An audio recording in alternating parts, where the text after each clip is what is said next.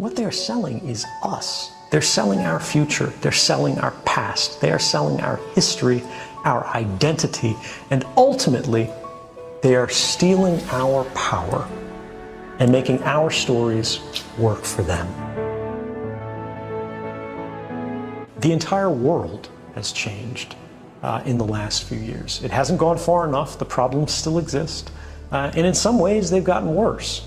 But we have made progress that would not have been possible if we didn't know what was going on.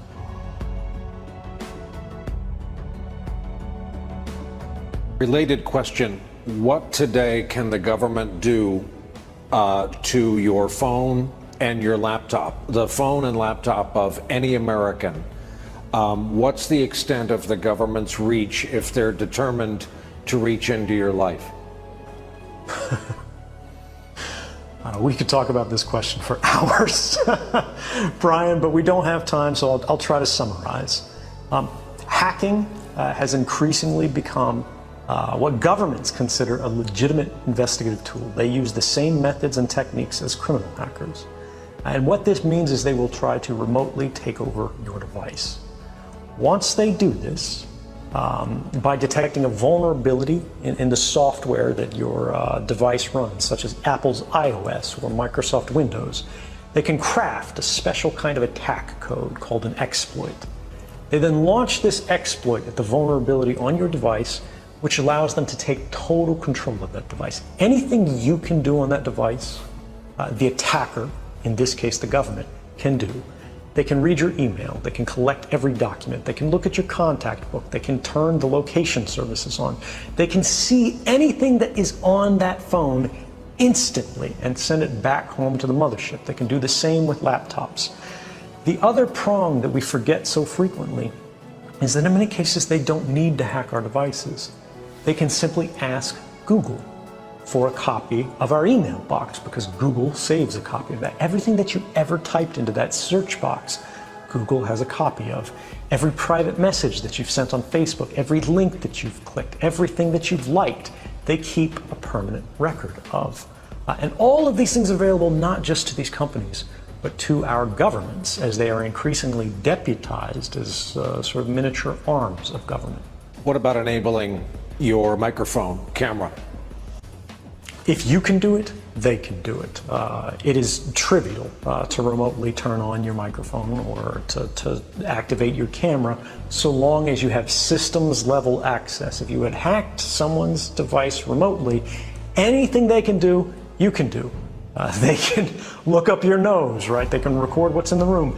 The screen may be off as it's sitting on your desk, but the device is talking all of the time. The question we have to ask is, who is it talking to? Even if your phone is not hacked, right now, you look at it, it's just sitting there on the charger. It is talking tens or hundreds or thousands of times a minute to any number of different companies who have apps installed on your phone. It looks like it's off, it looks like it's just sitting there, but it is constantly chattering. And unfortunately, like pollution, we have not created the tools that are necessary for ordinary people to be able to see this activity. And it is the invisibility of it that makes it so popular and common and attractive for these companies. Because if you do not realize they're collecting this data from you, this very private and personal data, there's no way you're going to object to it. What about the public attitude held by millions of everyday Americans?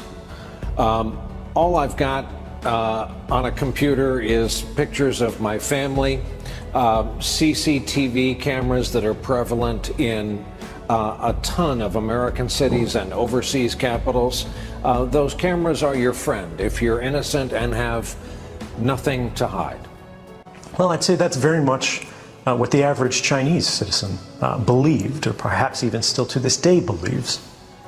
But we see how these same technologies are being applied to create what they call the social credit system. If any of these family photos, if any of your activities online, if your purchases, if your associations, if your friends are in any way different from what the government or the powers that be of the moment would like them to be, You're no longer able to purchase train tickets. You're no longer able to board an airplane. You may not be able to get a passport. You may not be eligible for a job. You might not be able to work for the government. All of these things are increasingly being created and programmed and decided by algorithms. And those algorithms are fueled by precisely the innocent data that our devices are creating all of the time, constantly, invisibly, quietly, right now. Our devices are casting all of these records that we do not see being created, that in aggregate seem very innocent. You were at Starbucks at this time. You went to the hospital afterwards. You spent a long time at the hospital. After you left the hospital, you made a phone call. You made a phone call to your mother. You talked to her until the middle of the night. The hospital was an oncology clinic. Even if you can't see the content of these communications, the activity records, what the government calls metadata, which they argue they do not need a warrant to collect, tells the whole story. And these activity records are being created and shared and collected and intercepted constantly by companies and governments. And ultimately it means as they sell these, as they trade these, as they make their businesses on the backs of these records, what they are selling is not information. What they're selling is us. They're selling our future. They're selling our past. They are selling our history, our identity, and ultimately, they are stealing our power and making our stories work for them. What devices do you use in your life now, and have you accepted the notion that you are watched rather constantly? Well, probably every intelligence in the world is definitely targeting me and trying to learn anything they can, just as they did with Jamal Khashoggi, in regards to what are my plans and intentions. I try not to make that easy for them. If I get a smartphone and I need to use a phone, I actually open it up before I use it. I perform a kind of surgery on it to physically desolder or sort of melt the metal connections that hold the microphone on the phone. And I physically take this off. I remove the camera for the phone, and then I close it back up, I seal it up. And then if I need to make a phone call, I will attach an external microphone on it. And this is just so if the phone is sitting there and I'm not making a call, it cannot hear me. Now this is extreme. Most people do not need this. But for me, it's about being able to trust our technology. My phone could still be hacked. My laptop could still be hacked. And just as I told you before, the same principles apply to me. If it is hacked, they can do anything to the device that I can do. So my trust in technology is limited. But just because that's how it is today doesn't mean that's how it has to be. And a large majority of my work with the Freedom of the Press Foundation, where I serve as president of the board, is dedicated to trying to make technology more secure, to try to create programs and protocols by which we can make the communications of sources and journalists more confidential. Because if we lose the confidentiality between sources and journalists, we lose access to those essential facts that let us understand what's happening in the world.